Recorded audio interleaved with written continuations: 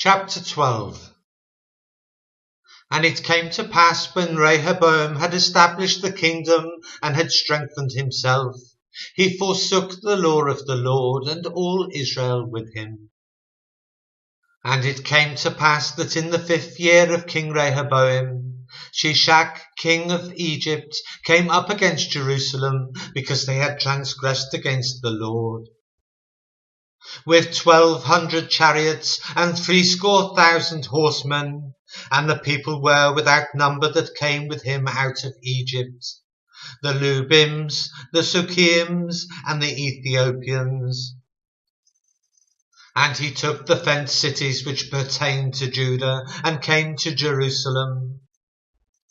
Then came Shemaiah the prophet to Rehoboam, and to the princes of Judah that were gathered together to Jerusalem because of Shishak, and said unto them, Thus saith the Lord, Ye have forsaken me, and therefore have I also left you in the hand of Shishak. Whereupon the princes of Israel and the king humbled themselves, and they said, The Lord is righteous.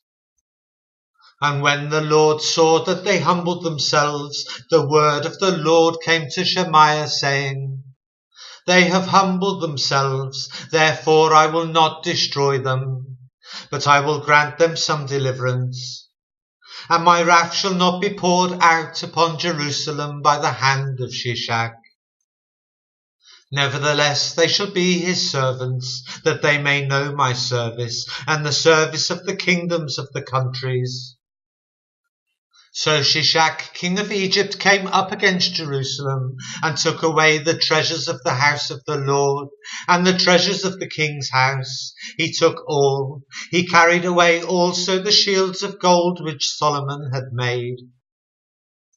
Instead of which King Rehoboam made shields of brass, and committed them to the hands of the chief of the guard that kept the entrance of the king's house. And when the king entered into the house of the Lord, the guard came and fetched them, and brought them again into the guard chamber. And when he humbled himself, the wrath of the Lord turned from him, that he would not destroy him altogether. And also in Judah things went well. So King Rehoboam strengthened himself in Jerusalem, and reigned. For Rehoboam was 41 years old when he began to reign. And he reigned 17 years in Jerusalem, the city which the Lord had chosen out of all the tribes of Israel to put his name there. And his mother's name was Naamah, an Ammonitess. And he did evil, because he prepared not his heart to seek the Lord. Now the acts of Rehoboam, first and last, are they not written in the book of Shemaiah the prophet, and of Iddo the seer concerning genealogies? And there were wars between Rehoboam and Jeroboam continually. And Rehoboam slept with his fathers, and was buried in the city of David. And Abiah his son reigned in his stead.